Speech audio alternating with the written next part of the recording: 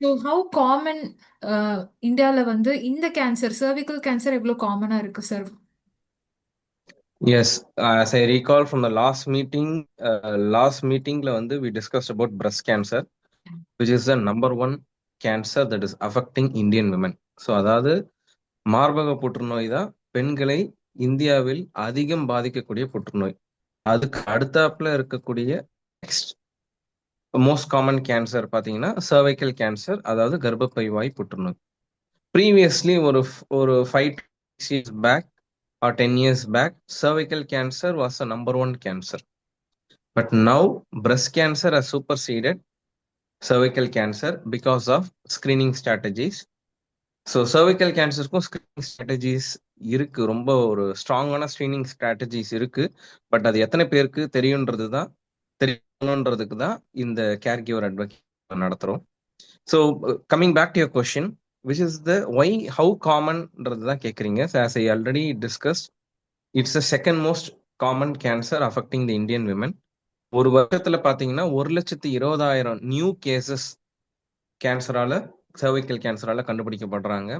இதுல என்ன ஒரு சேடான ஒரு விஷயம்னு பாத்தீங்கன்னா, இன்னுமே இப்ப இருக்கக்கூடிய காலகட்டங்கள்லயும் நம்ம எல்லா பேஷண்ட் அட்வான்ஸ் நிலையில தான் நம்ம வந்து கண்டுபிடிக்கிறோம். ஜென்ரலா பாத்தீங்கன்னா கேன்சரை ஆரம்ப நிலையிலே கண்டுபிடிச்சா கண்டிப்பா அதை குணப்படுத்திடலாம்னு சொல்லிதான் நீங்க உங்களுக்கு எல்லாருக்குமே தெரியும்.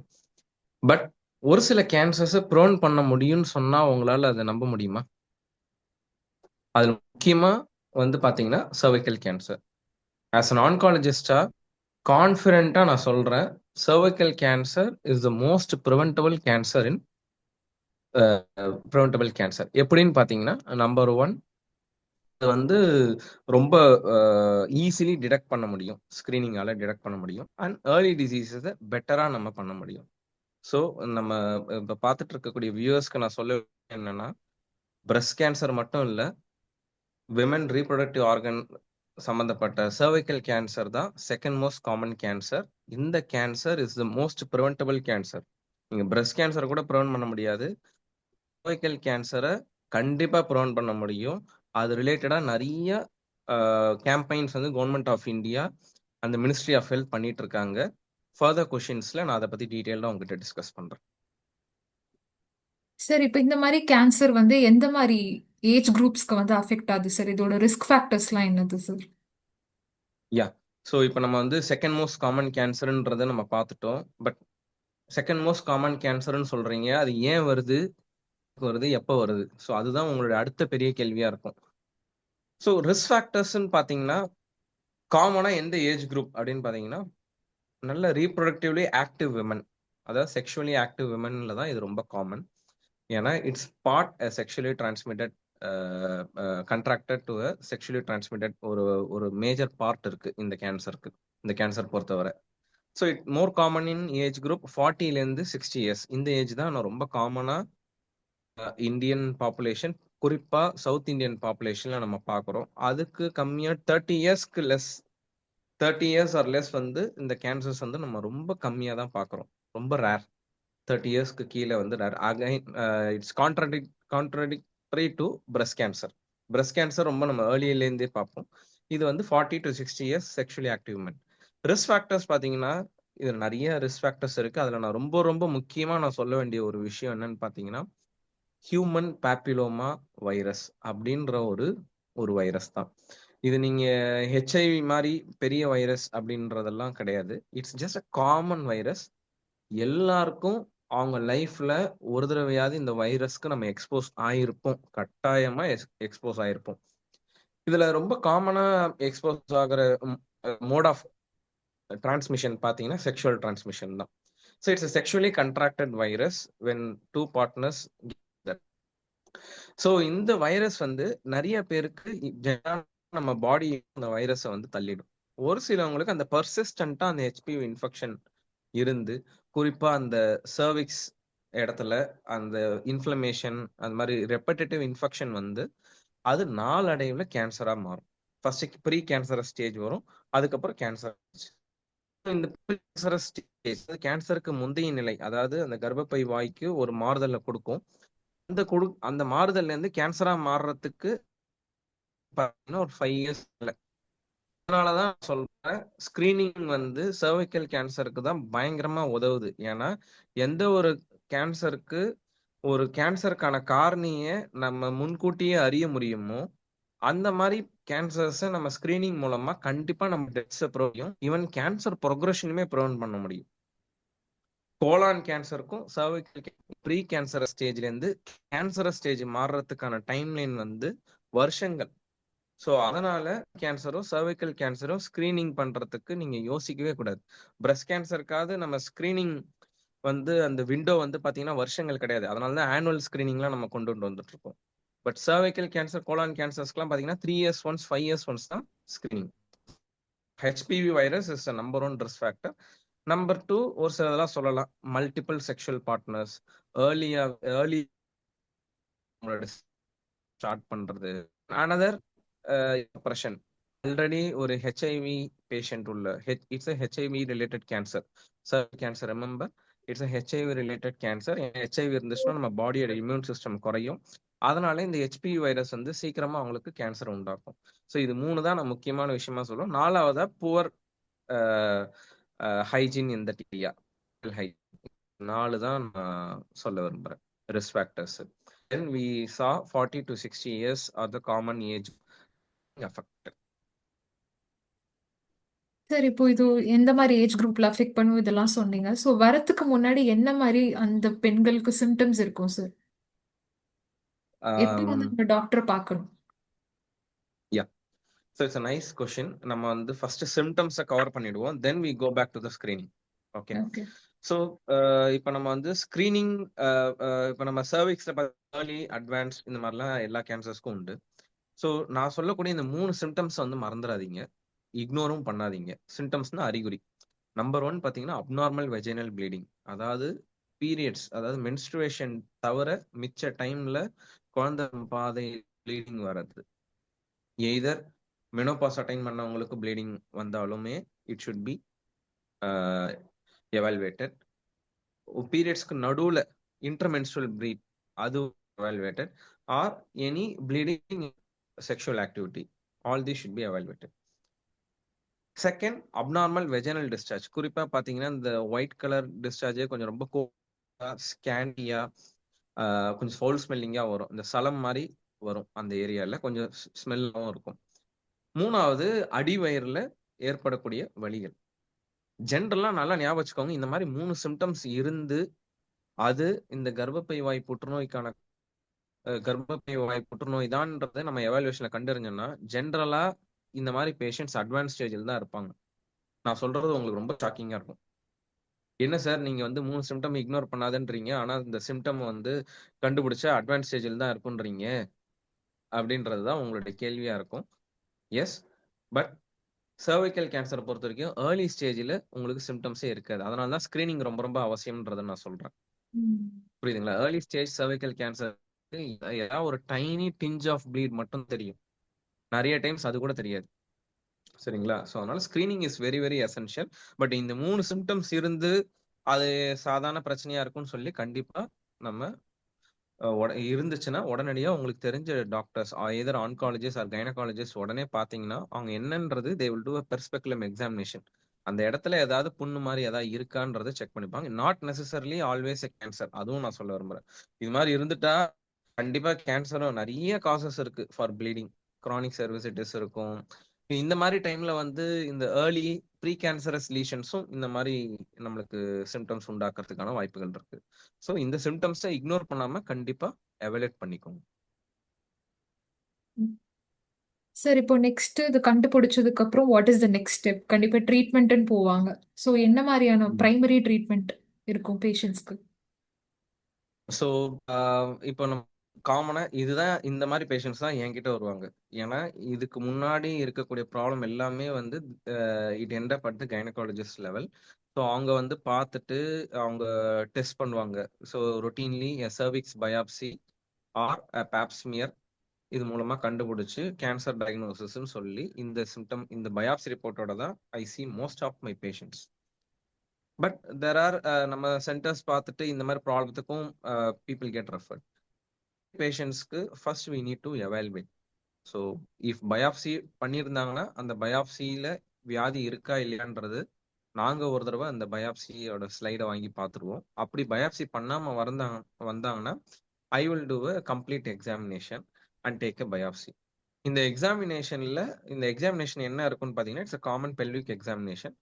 ஸோ பேஷண்ட் வந்து அந்த பொசிஷன்ல வச்சு we have to do the examination வச்சு பார்க்குற மாதிரி இருக்கும். அதுலயே நம்மளுக்கு தெரிஞ்சிடும் இது ஆரம்ப நிலையா அட்வான்ஸ் நிலையான்றது.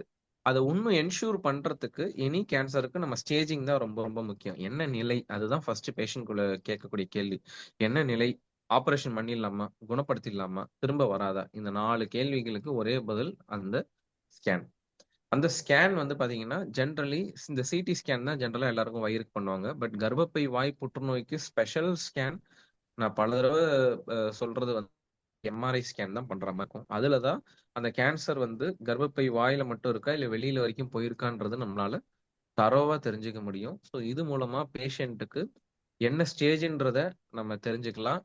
என்ன ஸ்டேஜ்னு தெரிஞ்சாதான் என்ன வகையான ட்ரீட்மெண்ட் ஆப்ஷன்ஸ்ன்றதையும் நம்ம அவங்க டிஸ்கஸ் பண்ண முடியும். ஸோ நிறைய டைம் பேஷண்ட்ஸ் சிடி ஸ்கேனோட வந்தாலும் ஐ வுட் சஜஸ்ட் ஒரு எம்ஆர்ஐ ஸ்கேன் எடுத்துட்டு வாங்க. So that we will have an better information.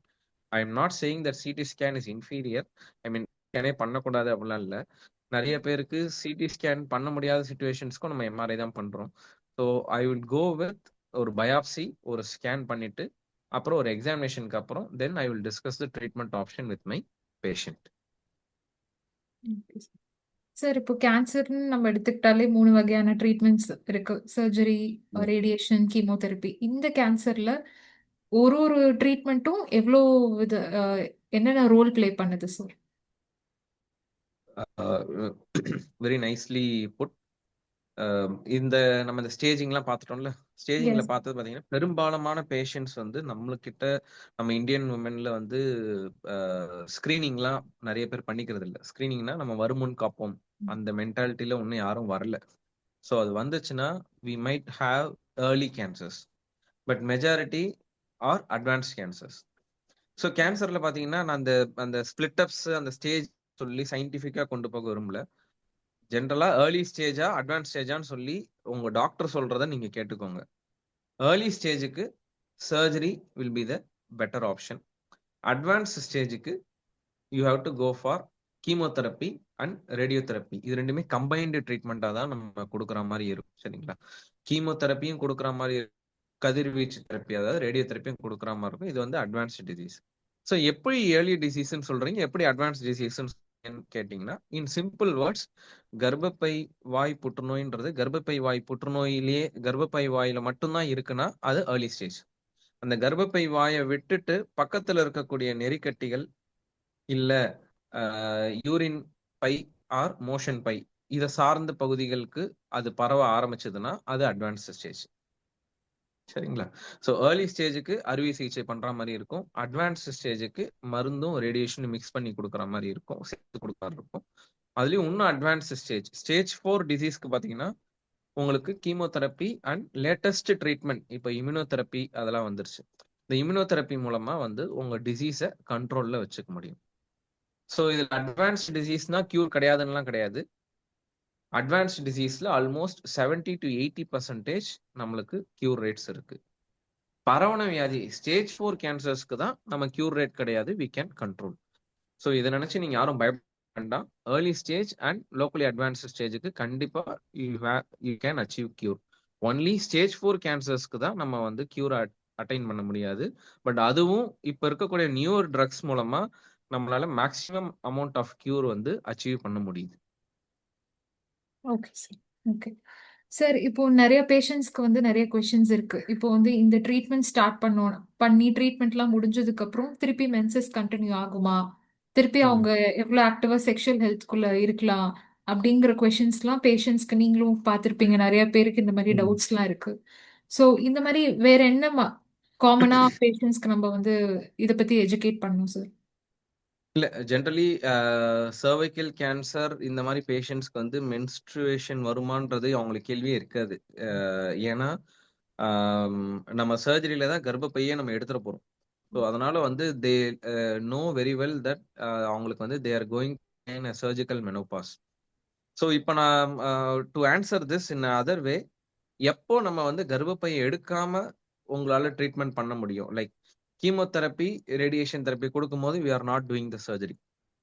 So not doing the surgery, அவங்களுக்கு மருந்து ரேடியேஷன் கொடுக்குறாங்க, அவங்களுக்கு வருமா அப்படின்னு கேட்டிங்கன்னா, இந்த மாதிரி அட்வான்ஸ்டு டிசீஸ்க்கு கொடுக்கக்கூடிய கதிர்வீச்சு ட்ரீட்மெண்ட் கொடுக்கக்கூடிய பேஷண்ட்ஸ்க்கு மென்ஸ்ட்ருவேஷன் வர வாய்ப்பு இல்லை. பட் ஏர்லி டிசீஸ்க்கு நிறைய பேருக்கு வந்து இதை தாண்டி நம்மளுக்கு வந்து யூட்ரஸை ப்ரிசர்வ் பண்ணும் அப்படின்னு நினைக்கிறவங்களுக்கு ட்ரீட்மெண்ட் ஆப்ஷன்ஸ் இருக்கான்னு கேட்டிங்கன்னா கண்டிப்பா இருக்கு. ரொம்ப ரொம்ப ஆரம்ப ஸ்டேஜில் ஒரு சில பேஷண்ட்ஸ்க்கு கர்ப்பப்பையை ரிமூவ் பண்ணாம கர்ப்பப்பை வாயை மட்டும் ரிமூவ் பண்றது, அதுக்கு பேரு ராடிக்கல் ட்ரக்கிலெக்டமின்றது சொல்லுவோம். ஸோ இதுக்கு முன்னாடி I would like to tell இப்போ இருக்கக்கூடிய status of surgical treatment in cervical cancers. So stage 1 cancers தான் நம்ம ஆப்ரேட் பண்ணுவோம். ஸ்டேஜ் 2லயே ஒரு ஆரம்ப ஒரு 2 பாகமா இருக்கு. ஸ்டேஜ் 1 அண்ட் ஸ்டேஜ் 2ஓட ஒரு பாகம் மட்டும்தான் சர்ஜரி வரும்.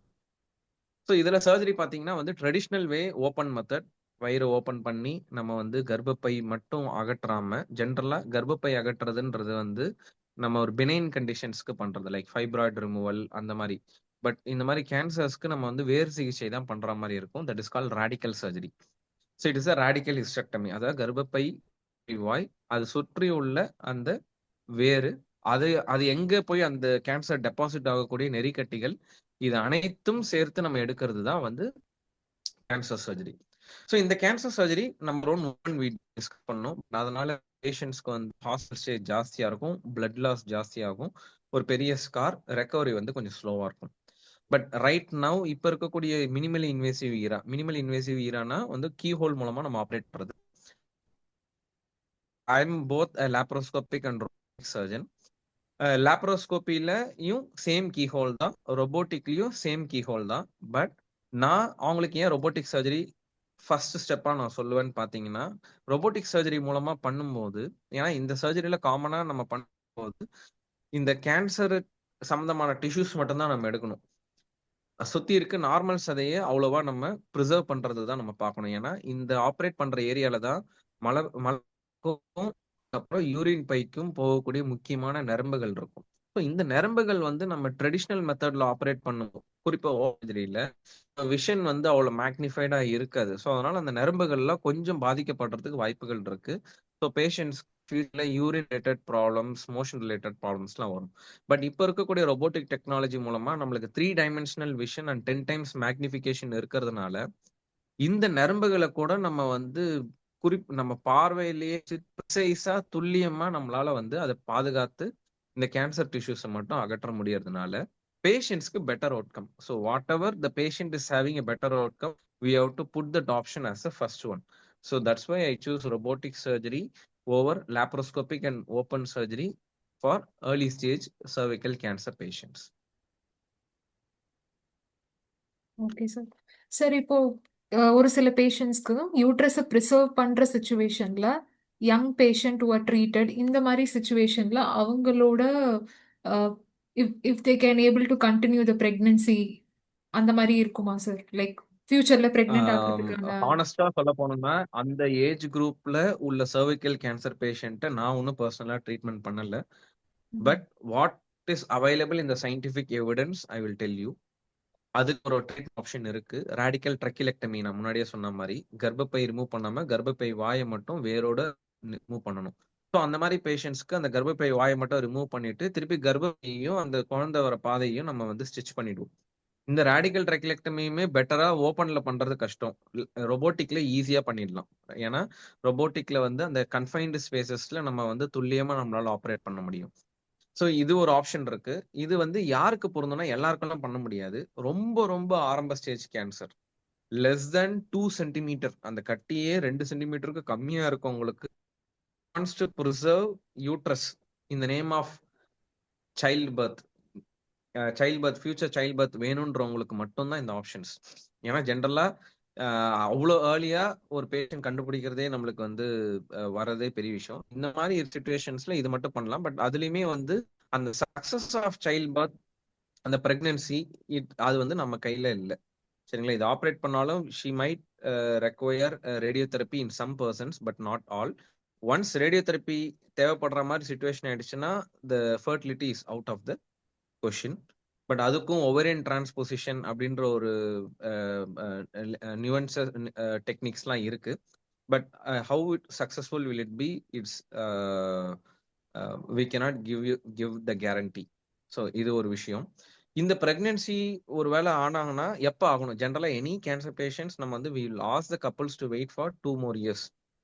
டிசீஸ் ஃப்ரீயா திரும்ப கேன்சர் வராம 2 வருஷம் இருந்த பிறகுதான் we will advise them to undergo pregnancy. This is for all malignancies.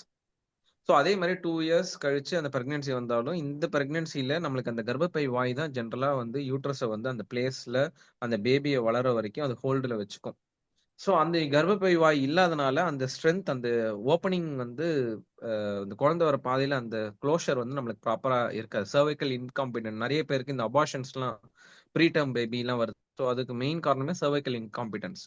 இந்த மாதிரி பேஷண்ட்க்கு சர்விக்ஸே இல்லாதனால அவங்களுக்கு they can get pregnant, but pregnancy related complications are very very high. அதையும் நம்ம அவங்க கிட்ட டிஸ்கஸ் பண்ணிடணும். ஓகே சார், நீங்க ஆரம்பத்துல சொன்னீங்க இந்த கேன்சர் தான் வந்து ப்ரிவென்டிவ் மெஷர்ஸ் இதுக்கு இருக்கு அப்படின்னு சொல்லிட்டு. ஸோ என்ன மாதிரியான ப்ரிவென்டிவ் ஸ்டெப்ஸ்லாம் இருக்கு? அதை எப்படி நம்ம வந்து அட்மினிஸ்டர் பண்ணணும், அதை பத்தி நான் சொல்ல முடியும். This is the very very nice question. இந்த செஷன்ல வந்ததே ரொம்ப ஹாப்பியா இருக்கிறது இதுதான். ஏன்னா ஆஸ் அன் ஆன்காலஜிஸ்டா வந்து இந்த சர்விக்கல் கேன்சருக்கு ஆப்ரேட் பண்றதுல கொடுக்குற ஒரு அந்த பேஷண்ட் வந்து டிசீஸ் ஃப்ரீ ஆக்குறதுல வர சந்தோஷத்தோட இந்த கேன்சரே வராம இருக்கிறதுக்கான அவேர்னஸ் கொடுக்கறதுல தான் வந்து for every oncologist and for our entire team, நம்ம டீமோட நோக்கமே அதுதான். ஸோ இதுல முக்கியமா நீங்க பாத்தீங்கன்னா வந்து இந்த கேன்சருக்கான காரணம் என்னன்றது நம்மளுக்கு தெரியும். ஹெச்பிவி வைரஸ்ன்ற ஒரு காமன் வைரஸ். இந்த வைரஸ் நம்ம ஃபர்ஸ்ட் டைம் வர்றதுக்கு முன்னாடியே நம்ம பாடியை இம்யூனைஸ் பண்ணி வச்சுக்கணும். ஸோ அதுக்கு காரணம், அதுக்கு பெஸ்ட் வே பார்த்தீங்கன்னா வேக்சினேஷன். ஸோ ஹெச்பிவி வேக்சினேஷன், அதாவது நேத்தி February 28 government of India has launched a program, nationwide HPV vaccination program. நேத்தி தான் Narendra Modiji has started that program. All adult, I mean all girls 14 இயர்ஸ்க்கு அச்சீவ் ஆன பிறகு 14 இயர்ஸ்க்குள்ள கேர்ள்ஸ்க்கு நேஷன் வைட் எல்லா கவர்மெண்ட் ஹாஸ்பிட்டல்லையும் இந்த வேக்சின் இனிமேல இருந்து ஃப்ரீயா கிடைக்க போகுது. இதை ஃபர்ஸ்ட் ரெஜிஸ்டர் பண்ணிக்கோங்க. So now we will go on to the vaccination. இந்த ஹெச்பி வேக்சினேஷன்ன்றது வந்து it should be given to all girls before they become sexually active. ஏன்னா அந்த வைரஸ் வரப்போகுது. ஸோ அதே நம்ம கொடுத்துட்டோம்னா the girl is immunised. So even if she overcome or face the HPV virus, அந்த இம்யூனைசேஷன் மூலமா வந்து she will be protected. So between vaccination regime பார்த்தீங்கன்னா 9 to 14 years you need to give 2 doses. சரிங்க sir, but அப்போ அது மாதிரி தான் பண்ணணும், நிறைய பேருக்கு அவேர்னஸ் இல்லை, what if we R sexually ஆக்டிவ்னு கேட்டோம்னா அதுக்கும் பாசிபிலிட்டிஸ் இருக்கு. பிட்வீன் 15 to 26 இயர்ஸ் வரைக்கும் 3 doses தான் நம்ம எடுத்துக்கிற மாதிரி இருக்கும், at 0, 2 months and 6 months.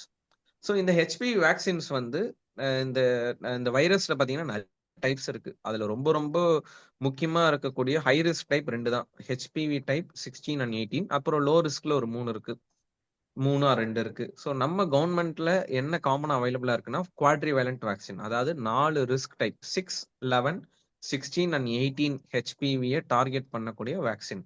It is இந்த நேம் ஆஃப் கார்டசில் ஆர் செர்வவேக்.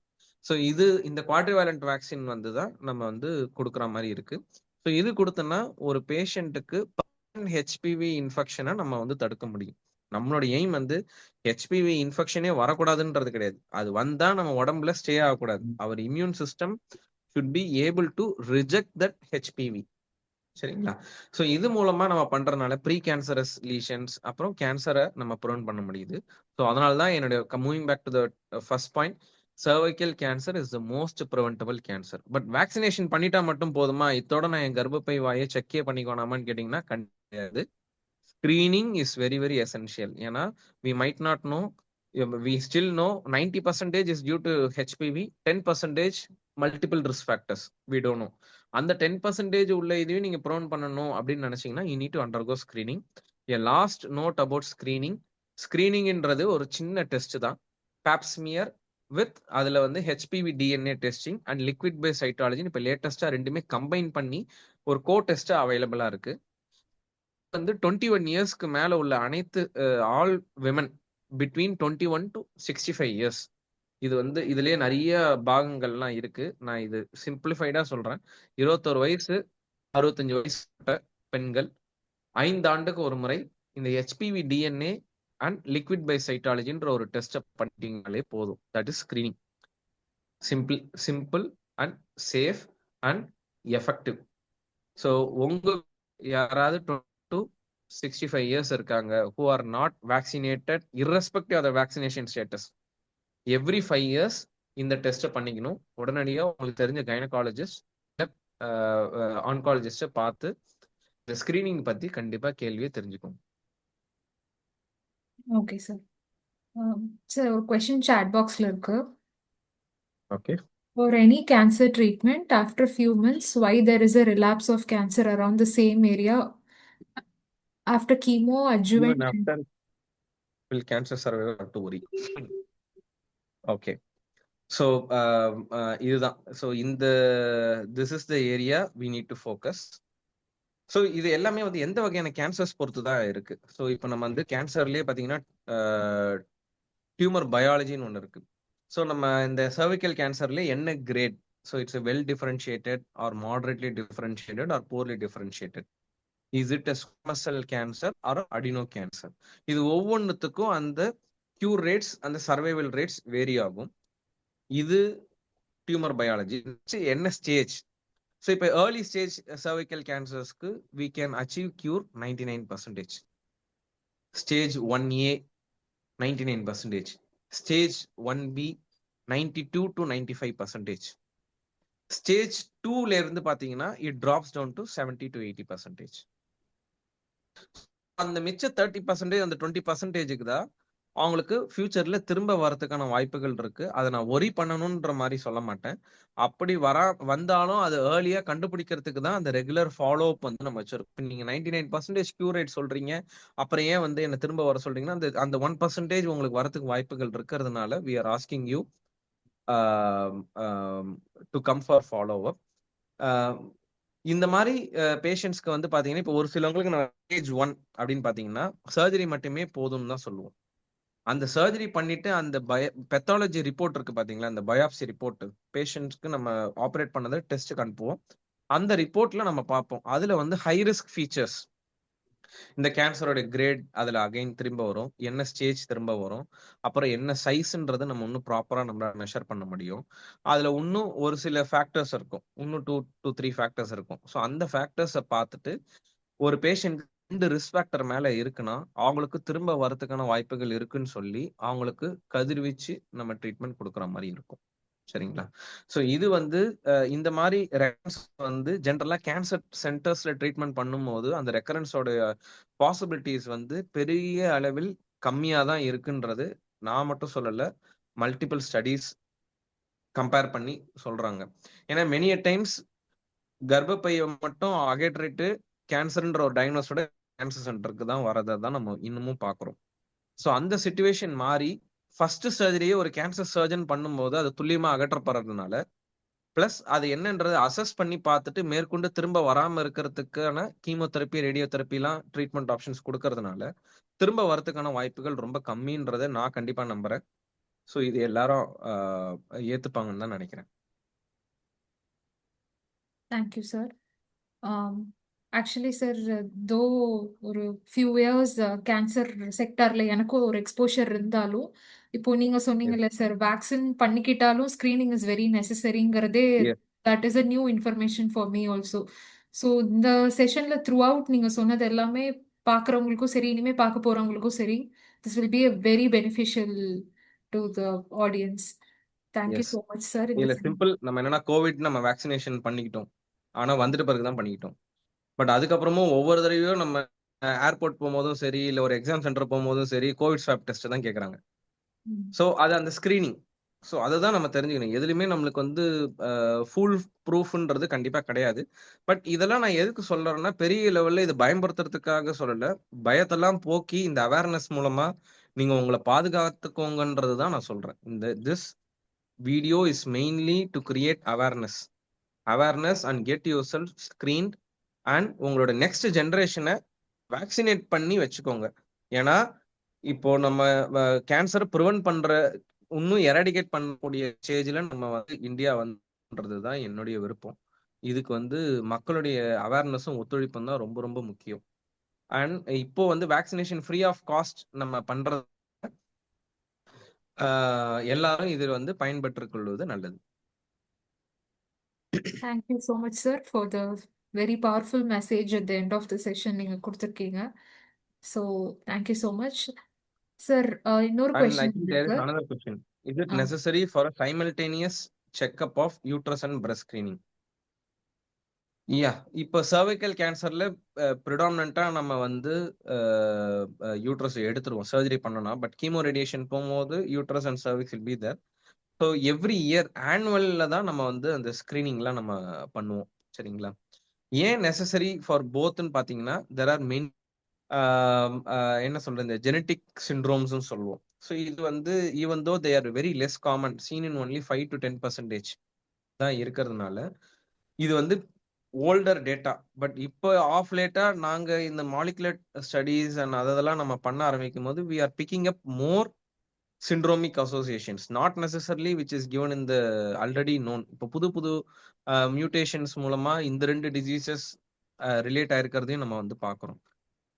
விமன் ஆன organs breast and uterus, cervix and ovaries வந்து நம்ம ஸ்கிரீன் பண்ணிக்கிறது நல்லது. இதுல ஸ்கிரீனிங் இஸ் மேண்டேட்டரியோட effective and safe for breast and சர்விக்ஸ்ன்றது ஆல்ரெடி. யூட்ரைன் கேன்சருக்கு ஸ்கிரீனிங் டெஸ்ட் கிடையாது. ஒன்லி சிம்டம் அவங்களுக்கு ப்ளீடிங், போஸ்ட் மெனோபாஸ், மெனோபாஸ் ஆயிட்ட பிறகு ப்ளீடிங் வருதுனாலே யூட்ரஸ் ரிலேட்டடான கேன்சரா இருக்குன்றது வாய்ப்புகள் இருக்கு. ஓவரிஸ் அதுக்கு வந்து பாத்தீங்கன்னா அதுக்கு சிம்டம்ஸ் ஆரம்ப ஸ்டேஜ்ல இருக்காது, மெனி டைம்ஸ் அட்வான்ஸ் ஸ்டேஜ்ல வராங்க. அவங்கள பாதுகாத்துக்கிறதுக்கு CA-125 அது ரிலேட்டடான ஒரு சில பிளட் டெஸ்ட் மட்டும் இருக்கு. ஸோ அதை மட்டுமும் நம்ம பீரியட் பண்ணிக்கலாம். அதுக்கெல்லாம் ஒன்றும் வந்து ஒரு கைட்லைன்ஸ் வரல. Right no breast cancer, cervical கேன்சருக்கு தான் ஸ்கிரீனிங்கான கைட்லைன்ஸ் வந்துருக்கு. மிச்சதெல்லாம் நம்ம டெஸ்ட் பண்ணிக்கிறது தவறு இல்லைன்னு தான் நான் சொல்லுவேன். ஏன்னா இப்ப இருக்கக்கூடிய கால நம்மளுக்கு வந்து கேன்சர் கேபிட்டலா மாறிட்டு வருது ஏஷியா. ஸோ யாருக்கு என்ன கேன்சர் வருதுன்னா நம்மளுக்கு தெரிய மாட்டேங்குது, ஏன் வருதுன்னு தெரிய மாட்டேங்குது. ஒருவேளை வந்தா ஆரம்ப நிலையிலே இருக்கிறது நல்லதுன்றது தான் நம்ம வந்து மைண்ட்ல வச்சுக்கிற மாதிரி இருக்கு. okay, thank you for the question. Audience, இன்னும் வேற ஏதாவது questions இருந்தா post பண்ணுங்க, இல்ல unmute பண்ணிட்டு you can ask.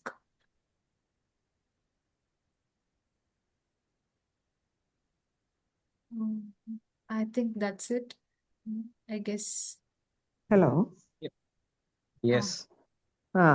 I'm Lalita, doctor. இப்போ லலிதா சொல்லுங்க. hi, good evening, doctor. Remember you.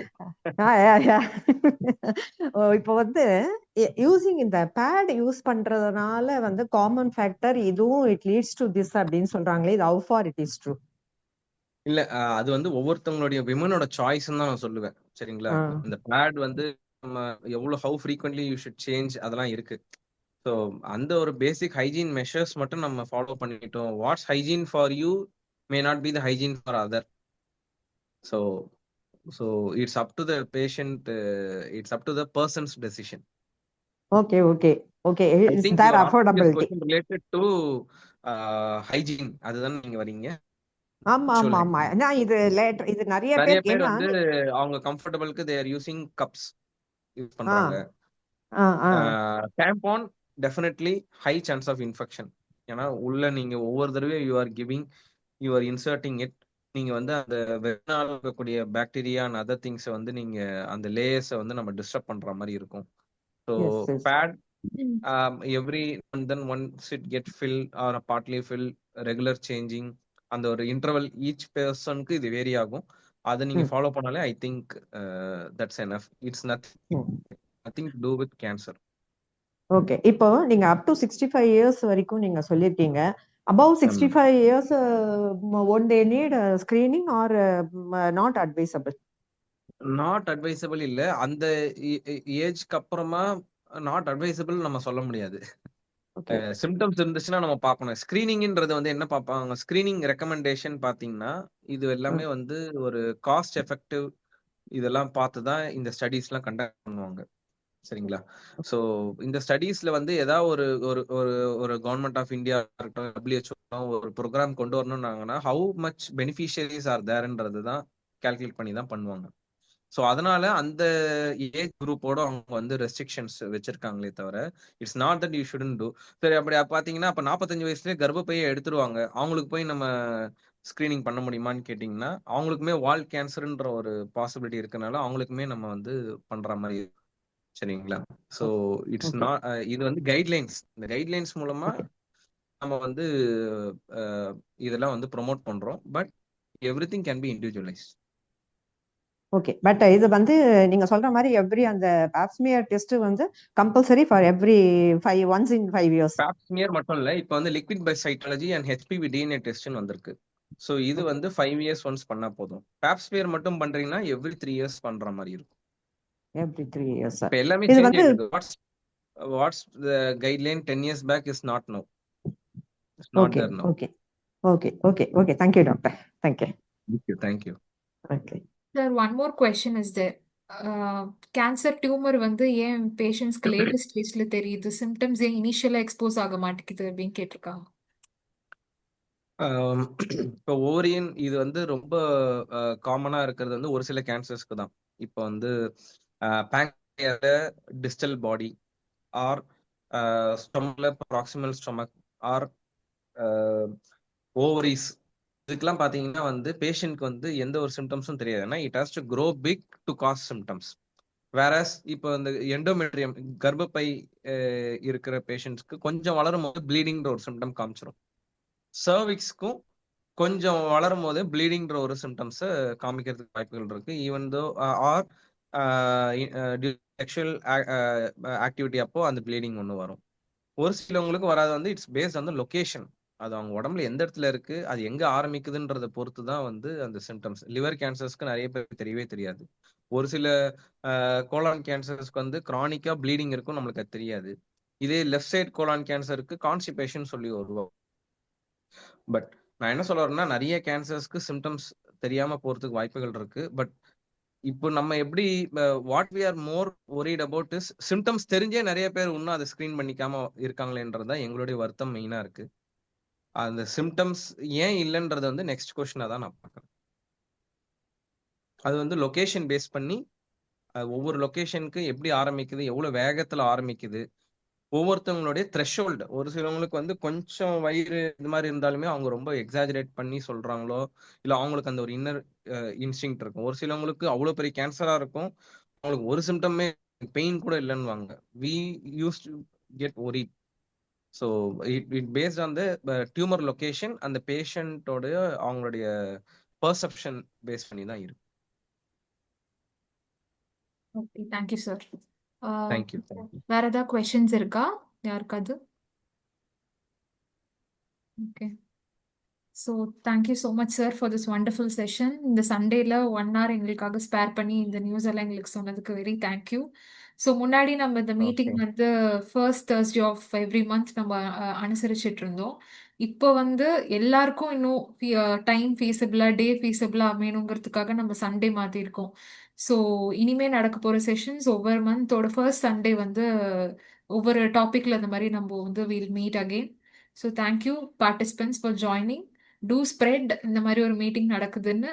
அப்புறம் ஒவ்வொரு டாபிக்ல தெரிஞ்சுக்கிட்டு இது ஒரு அவேர்னஸ் கிரியேட் பண்ணலாம். Thank you Pradeep sir yes, for this இப்போ இந்த வண்டர்ஃபுல். மீட்டிங் வந்து மெயினா பாத்தீங்கன்னா நிறைய டைம் வந்து நீங்க எங்ககிட்ட பேசுறதுக்கான டைம் இருக்காது. அதுக்குள்ள நெக்ஸ்ட் பேஷண்ட் பாக்குற மாதிரி இருக்கும். இல்ல நான் மெனி டைம்ஸ் வரும்போது குவிக்கா சொல்லிட்டு சர்ஜரிக்கு போயிடுவேன். ஸோ அந்த மாதிரி டவுட்ஸ் எல்லாம் கிளியர் பண்றதுக்கு தான் இந்த பிளாட்ஃபார்ம் நம்பர் 1. அது வந்து நம்மளை ட்ரீட் பண்ண பேஷண்ட்ஸ்க்கு. பட் அகைன் இது ஒரு சோஷியல் காசா நீங்க எடுத்துக்கிட்டு இன்னும் உங்களுக்கு தெரிஞ்சவங்க, உங்களோட ரிலேட்டிவ்ஸ், உங்களுடைய இதுக்கும் நீங்க இந்த டாபிக்ஸை ஷேர் பண்ணும்போது அவங்க வரும்போது they will come with new questions which might not be a question ignited in you. அவங்க நியூ கொஸ்டின்ஸ் வரும்போது அதனால நம்ம எல்லாரும் தான் பெட் ஆக போறோம். இன்னொன்னு, இது மெயினா அவேர்னஸ். இது யாரும் பயன்படுத்த, இந்த கேன்சர் கேர் கிவர் அட்வொகேசி குரூப்னா கேன்சர் வீட்டில் கேன்சர் பேஷண்ட் இருக்கிற கேர் கிவர்ஸ் தான் அட்டன் பண்ணணும்ன்றது கிடையாது. ஏன்னா இது கேன்சரும் தொத்து வியாதி கிடையாது, மீட்டிங் அட்டன் பண்றதும் தொத்து வியாதி கிடையாது. சரிங்களா? இதை மட்டும் புரிஞ்சுக்கோங்க. ஸோ விடைபெறுகிறேன். நன்றி, வணக்கம். Thank you sir. Thank you so much. Thank you all. Thank you ma'am. Thank you.